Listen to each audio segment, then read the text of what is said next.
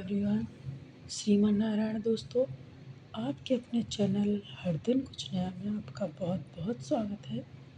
तो आज का वीडियो पौष मास कथा अध्याय 9 का है। आपको वीडियो में पौष मास की कथा अध्याय 9 सुनाई जाएगी।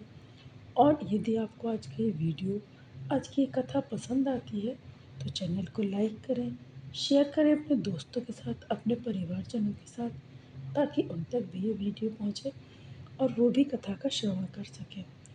और अभी तक यदि आप माँ लक्ष्मी के चरणों में अपनी हाजिरी नहीं लगाई है तो हाजिरी लगाने के लिए चैनल को सब्सक्राइब करें, साथ ही बेल आइकन को प्रेस करें।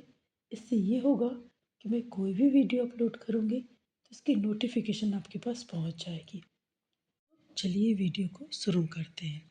सूत जी बोले, तदंतर विस्मय से युक्त नारद मुनि ने मेधावी ऋषि की कन्या का अद्भुत वृतांत पूछा।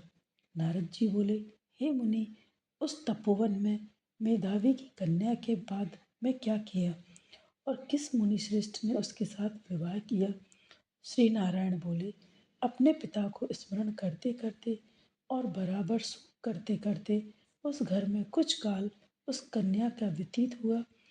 युद्ध से भ्रष्ट हुई हरणी की तरह घबराई, शून्य घर में रहने वाली, दुख रूप अग्नि से उठी हुई, भाव द्वारा बहते हुए अश्रु नेत्र वाली, जलते हुए हृत कमल वाली, दुख से प्रतिक्षण गर्म श्वास लेने वाली, अति दीना घिरी हुई सर्पणे की तरह अपने घर में सरुद्र, अपने दुख को सोचती और दुख से मुक्त होने के उपाय को ना देखती हुई उस कृशोदरी को उसके शुभ भविष्य की प्रेरणा से सांत्वना देने के लिए उस वन में अपनी इच्छा से ही पर क्रोधी, जिनको देखने से ही इंद्र भयभीत होते हैं, ऐसे जटा से व्याप्त साक्षात शंकर के समान भगवान दुर्वासा ऋषि आए।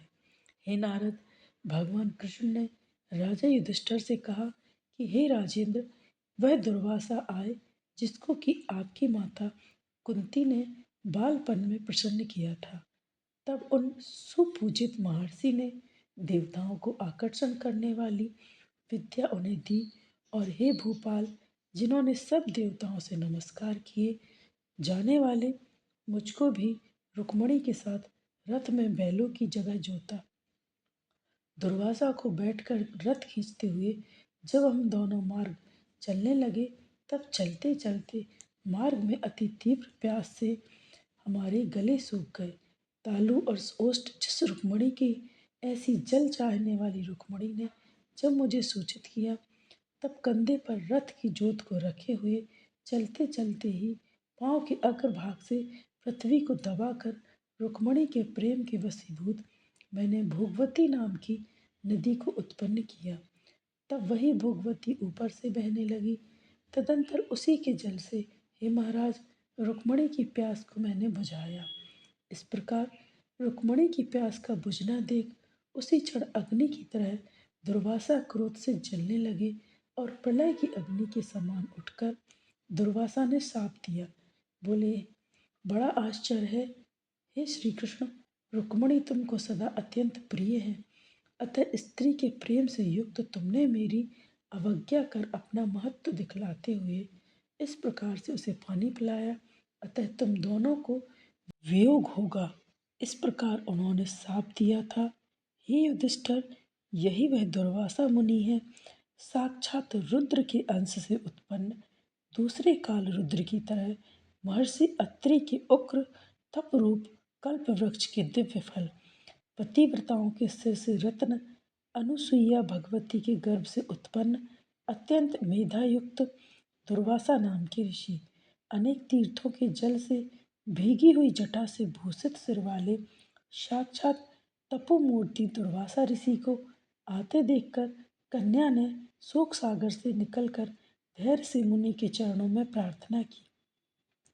प्रार्थना करने के बाद जैसे वाल्मीकि ऋषि को जानकी अपने आश्रम में लाई थी, वैसे ही यह भी दुर्वासा को अपने घर में लाकर विविध प्रकार के जंगली फलों और पुष्पों से स्वागत के लिए आज्ञा लेकर आदर पूर्वक पूजन कर तदंतर, हे राजन, यह बाला बोली।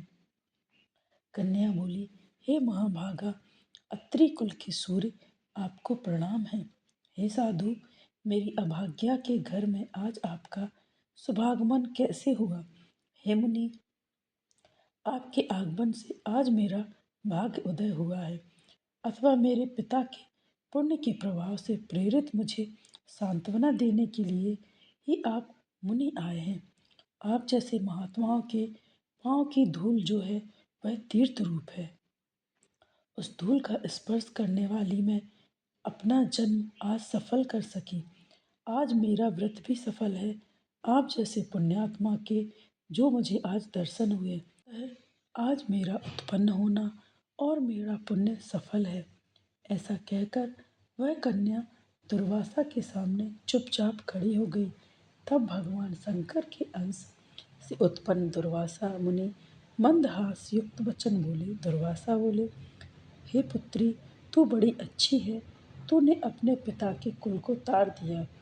यह मेधावी ऋषि के तप का फल है जो उन्हें तेरे जैसी कन्या उत्पन्न हुई। तेरे धर्म में तत्परता जान कैलाश से मैं यहाँ आया हूँ और तेरे घर आकर तेरे द्वारा मेरा पूजन हुआ। हे पुत्री, मैं शीघ्र ही बदरिकाश्रम में मुनीश्वर सनातन नारायण देव के दर्शन के लिए जाऊंगा, जो प्राणियों के लिए हित अत्यंत उग्र तप कर रहे हैं। कन्या बोली, हे ऋषि, आपके दर्शन से ही मेरा शोक समुद्र सूख गया। अब इसके बाद मेरा भविष्य उज्जवल है, क्योंकि आपने मुझे सांत्वना दी है। हे मुनि, मेरी उस बड़ी भारी ज्वाला युक्त दुख रूप अग्नि को क्या आप नहीं जानते हैं? हे दया सिंधु, हे शंकर, उस दुख अग्नि को शांत कीजिए।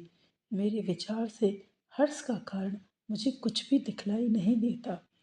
ना मुझे माता है, ना पिता है, ना भाई है जो मुझे धैर्य प्रदान करे। अतः दुख समुद्र से पीड़ित मैं कैसे जीवित रह सकती हूँ? जिस दिशा में मैं देखती हूँ वह दिशा मुझे शून्य ही प्रतीत होती है। इसलिए हे तपोनिधि, मेरे दुख का निस्तार आप शीघ्र करें। मेरे साथ विवाह करने के लिए कोई भी तैयार नहीं होता।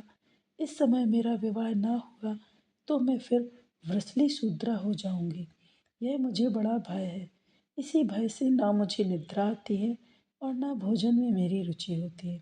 हे ब्राह्मण, अब मैं शीघ्र ही मरने वाली हूँ। यह मेरा निश्चय समय है। ऐसा कहकर आंसू बहाती हुई कन्या दुर्वासा के सामने चुप हो गई। तब दुर्वासा कन्या का दुख दूर करने का उपाय सोचने लगे। श्री नारायण बोले, इस प्रकार मुनि कन्या के वचन सुनकर और इसका अभिप्राय समझकर बड़े क्रोधी मुनिराज दुर्वासा ने उस कन्या का कुछ हित विचार पूर्ण कृपा से उसे देखकर सारभूत उपाय बतलाया। तो यह पौष मास कथा अध्याय 9 थी, जो कि समाप्त होती है। और यदि आज की कथा, आज का वीडियो पसंद आया है तो अपने दोस्तों में, अपने परिवारजनों में शेयर करें, ताकि उन तक भी ये वीडियो पहुँचे और वो भी कथा का श्रवण कर सकें और कथा का लाभ ले सकें। आगामी व्रतों एवं त्योहारों के लिए चैनल पर बने रहें।